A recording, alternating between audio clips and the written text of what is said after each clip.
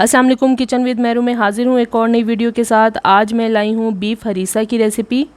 Lahori beef harees की special recipe है, इसे ज़रूर आखिर तक देखें। और ये हरीसा सेहत के लिए बहुत ही फ़ायदेमंद है, ताकतवर होता है। ये बिल्कुल दलीम की तरह होता है, जैसे हम हलीम या दलीम बनाते हैं उससे थोड़ा सा मुख्तलिफ है और टेस्ट में बहुत ज़बरदस्त बनता है। आसान सी रेसिपी है। आइए इस बीफ हरीसा को बनाने के लिए देखते हैं हमें किन किन चीज़ों की ज़रूरत है। बीफ हरीसा तैयार करने के लिए मैंने ये बीफ लिया है, बोनलेस है, 1 kg। अच्छी तरह साफ़ करके धो के इसे रख लिया है। हाफ़ टेबल स्पून मैंने नमक लिया है, ये मैं गोश्त में डालूंगी, अलग से नमक लिया है। एक बड़े साइज़ की प्याज लेके इसे मैंने रफली कट कर लिया है। 1/4 कप मैंने ये लहसुन अदरक पेस्ट लिया है, या आप 4 टेबल स्पून ले लें। और गोश्त को गलाने के लिए हमें पानी चाहिए होगा 1 लीटर। दालों में हमें मूंग दाल चाहिए और ये मैंने छिलके वाली ली है। आप कोशिश करें इसमें छिलके वाली ही दाल इस्तेमाल करें। 100 ग्राम मैंने ये छिलके वाली मूंग दाल ली है, यानी हाफ़ कप। और 100 ग्राम ही मैंने 100 ग्राम ही गंदम ली है साबुत। हाफ़ कप मैंने ये चावल लिए हैं और गंदम का दलिया भी मैंने हाफ़ कप ही लिया है। ऑयल मैंने लिया है 2 टेबल स्पून, ये मैं दालों में डालूँगी। दालों को गलाने के लिए पानी हमें चाहिए होगा 1 लीटर, यानी दालें हमें बहुत अच्छी तरह से गला लेनी है। हरीसे के लिए हमें जो मसाला तैयार करना है, ड्राई मसाला, उसके लिए हमें जिन चीज़ों की ज़रूरत है वो ये है। हाफ़ टी स्पून साबुत काली मिर्च ली है, 2 अदद बड़ी इलायची, 4 अदद छोटी इलायची, 3 से 4 अदद दालचीनी के छोटे साइज़ के टुकड़े लिए हैं। 10 से 12 अदद हमें लौंग चाहिए होंगे। 2 अदद बादियान के फूल लिए हैं। साबुत ज़ीरा मैंने लिया है 1 टेबल स्पून भर के। इन तमाम मसालों को मैं ग्राइंड कर लूँगी। नमक मसालों में डालने के लिए हमें चाहिए होगा हाफ़ टेबल स्पून। लाल मिर्च पाउडर मैंने लिया है 1 + हाफ़ टेबल स्पून, या हस्बे ज़ायका रखें। गरम मसाला पाउडर 2 टेबल स्पून। ये मैंने पालक की आधी गड्डी ली है, इसे इस तरह से काट लिया है और अच्छी तरह से इसे धो लूँगी मैं 4-5 पानियों में। उसके बाद इसे मैं छलनी में डालकर रख दूँगी। आधी गड्डी पालक। हरीसे के लिए हमें कबाब तैयार करने हैं, इसके लिए मैंने बीफ कीमा लिया है हाफ़ kg। अच्छी तरह से साफ़ करके धो के इसे छलनी में रख दिया था और इसका फालतू पानी मैंने निचोड़ लिया है। बेसन हमें चाहिए होगा हाफ़ कप। हाफ़ कप से ज़्यादा बेसन इसमें नहीं जाएगा। नमक हस्बे ज़ायका रखें, मैंने हाफ़ टी स्पून लिया है, आप अपने हिसाब से इसमें नमक ऐड कर सकते हैं। हाफ़ टेबल स्पून लाल मिर्च पाउडर या हस्बे ज़ायका रखें। हाफ़ टी स्पून मैंने हल्दी पाउडर लिया है। बेकिंग सोडा यानी मीठा सोडा हाफ़ टी स्पून। भुना कुटा साबुत ज़ीरा है हाफ़ टेबल स्पून।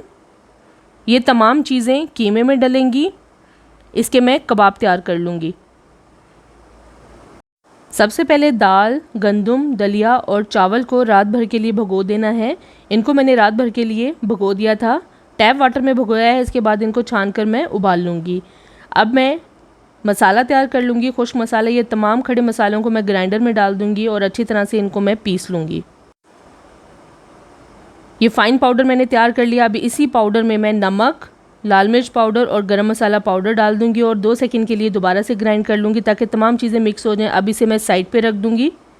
अब मैं गोश्त को गलने के लिए रख दूँगी। गोश्त को मैंने कुकर में डाल दिया, साथ ही इसमें प्याज, नमक बहुत ध्यान से ऐड करना है, लहसुन अदरक पेस्ट, और साथ ही इसके बीच में 1 लीटर पानी डाल दूंगी, क्योंकि गोश्त को हमें बहुत अच्छी तरह से गला लेना है।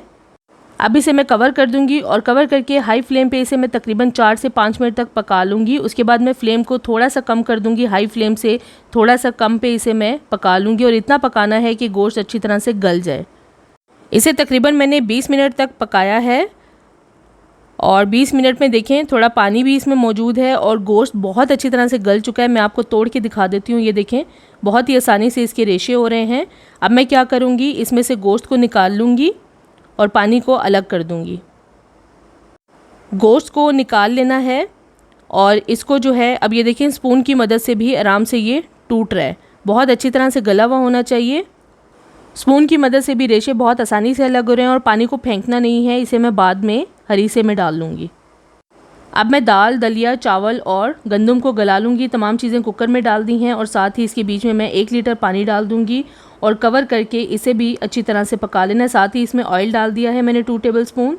तकरीबन 15 मिनट लगेंगे दालों को गलने में। जब तक दालें गलेंगी तब तक मैं गोश्त को पीस लेती हूँ। गोश्त को हमें चॉपर में या कीमे की मशीन में नहीं पीसना है, इस तरह से हमें इसे पीस लेना है। इस तरह से पीसने से क्या होगा, रेशे अलग अलग रहेंगे। अब ये देखिए तमाम गोश्त मैंने पीस लिया है, इसे भी अब मैं साइड पे रख दूंगी और अब मैं दालों को चेक कर लूँगी। दालें देखें बहुत अच्छी तरह से गल चुकी हैं। इनको अब मैं थोड़ा सा ठंडा होने दूंगी। उसके बाद इनको ब्लेंडर जार में डाल के मैं पीस लूँगी। अब मैं पालक को पका लूँगी। पालक को मैंने पैन में डाल दिया है और इसमें थोड़ा सा पानी डाल के इसको मैं गला लूँगी। बस पालक को इतना पकाना है कि पालक अच्छी तरह से गल जाए। अब ये देखें अच्छी तरह से गल चुकी है और इसमें थोड़ा सा पानी मौजूद रहना चाहिए क्योंकि हमें इसे भी ब्लेंड करना है। फ्लेम मैंने ऑफ़ कर दी है। अगर इसमें थोड़ा सा पानी मौजूद रहेगा तो ब्लेंड करने में आसानी होगी। अब मैं इसको पीस लूँगी। इसे मैं ब्लेंडर जार में डाल दूँगी और इसका मैं पेस्ट बना लूँगी। अब ये पेस्ट तैयार है, इसे मैं साइड पे रख दूँगी और इसी ब्लेंडर जार में इन तमाम दालों को जो मैंने उबाल ली थी इनको पीस लूँगी।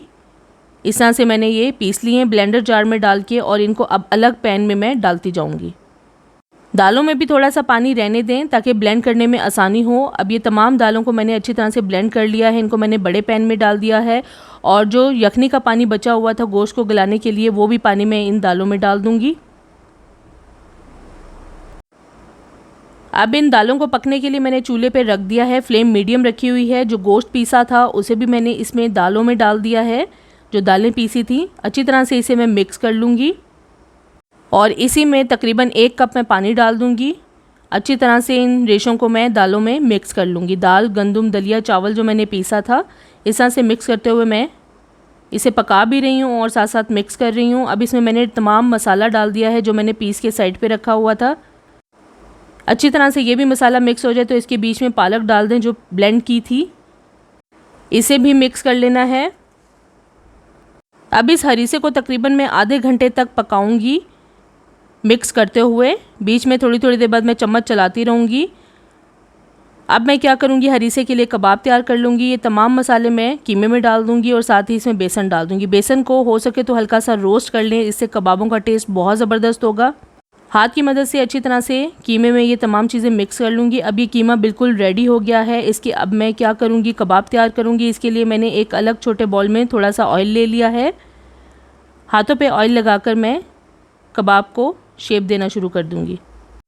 बहुत बड़े साइज़ के कबाब नहीं रखने हैं, ना ही बहुत छोटे बनाने हैं। बस ये इतने साइज़ के कबाब मैं इस तरह से बना लूँगी और इनको इस तरह से बनाकर मैं अलग प्लेट में रखती जाऊँगी। एक साइड पे मैंने हरीसा पकने के लिए रखा हुआ है, साथ साथ बीच में मैं चम्मच चलाती रहूँगी। तमाम कबाब तैयार हैं। अब पैन में मैंने थोड़ा सा ऑयल डाल दिया है। इनको हमें शैलो फ्राई करना है, डीप फ्राई नहीं करना। अगर आप डीप फ्राई करना चाहते हैं तो डीप फ्राई भी कर सकते हैं। ऑयल मैंने बहुत ज़्यादा नहीं लिया है। अब इस तरह से कबाब को हमें मीडियम से कम फ्लेम पे फ्राई कर लेना है अच्छी तरह से। अब ये तमाम कबाब जो हैं फ्राई हो चुके हैं, इनको मैं अलग प्लेट में निकाल के रखती जाऊँगी। इसी ऑयल में अब मैं बाकी के तमाम कबाब भी फ्राई कर लूँगी। शेप आप देख सकते हैं मैंने कबाब की कैसे रखी है, इसी तरह की शेप आपने भी रखनी है। अब ये तमाम कबाब तैयार हैं, इनको मैं हरीसे में डाल लूँगी। आप चाहें तो इनको हरीसे में डाल के भी पका सकते हैं और चाहें तो आप इसे आखिर में ऊपर भी डालकर सर्व कर सकते हैं। मैं इसे ऊपर भी डाल लूँगी और बाद में इसे अंदर भी डाल लूँगी। कुछ लोग कबाब को बीच में डालकर भी पकाते हैं, आप चाहें तो कुछ कबाब बीच में डालकर भी पका सकते हैं। अब इस हरीसे को मैंने मीडियम फ्लेम पे मिक्स करते हुए बहुत ज़्यादा पका लिया है। तकरीबन आधे घंटे तक मैंने इसे पकाया है। कबाबों को मैं आखिर में डालूँगी। जितना मिक्स करते हुए पकाएंगे गोश्त के रेशे अलग अलग होंगे और हरीसे में अच्छी तरह से मिक्स होंगे और बाकी का जो ऑयल बचा हुआ था जिसमें मैंने कबाब फ्राई किए हैं वो ऑयल मैंने सारा इसमें डाल दिया है। अच्छी तरह से इसे भी मिक्स कर लूँगी। हरीसा हमारा बिल्कुल तैयार है। आप देख सकते हैं बहुत ही ज़बरदस्त लग रहा है। कंसिस्टेंसी आप अपने हिसाब से इसे रख सकते हैं जितना आप इसे थिक रखना चाहते हैं। इस तरह से मिक्स करते हुए इसे मैं पका रही हूँ। थोड़ा सा और मज़ीद पका लूँगी ताकि ये थोड़ा सा थिक हो जाए, क्योंकि ठंडा होने के बाद ये मज़ीद थिक हो जाता है। अब ये बिल्कुल रेडी है। फ्लेम ऑफ कर दिए, इसे अब मैं डिश आउट कर लूँगी। गरम गरम बीफ हरीसा बिल्कुल तैयार है। कंसिस्टेंसी आप चेक कर सकते हैं कि कैसी रखी है मैंने। इस टाइम पे आके कुछ कबाब मैं हरीसे के अंदर डाल दूंगी और ऊपर से मैं दोबारा से ये हरीसा डाल दूंगी। और जो कबाब मैंने फ्राई किए थे इस तरह से मैं ऊपर रख दूंगी और लेमन के थोड़े से मैंने पीसेस रख दिए हैं। मज़ेदार बीफ हरीसा बिल्कुल तैयार है। आज इस वीडियो में आपको मैंने बीफ हरीसा की बहुत ही आसान सी रेसिपी बताई है। कंसिस्टेंसी आप चेक कर सकते हैं, थोड़ा सा ठंडा होने के बाद ये इतना थिक है। इसे थिक ना रखें, बहुत ही ताकतवर ग़िज़ा है ये तकरीबन दलीम की तरह ही बनता है। इसे ज़रूर आप घर पर ट्राई करें और मुझे कमेंट्स में ज़रूर शेयर करें ये वीडियो आपको कैसी लगी। अगर अभी तक आपने मेरे चैनल को सब्सक्राइब नहीं किया तो प्लीज़ मेरे चैनल को सब्सक्राइब करें, लाइक करें, शेयर करें और बेल आइकॉन को ज़रूर प्रेस कर दें ताकि मेरी आने वाली नई वीडियो को नोटिफिकेशन सबसे पहले आपको मिले। अल्लाह हाफ़िज़।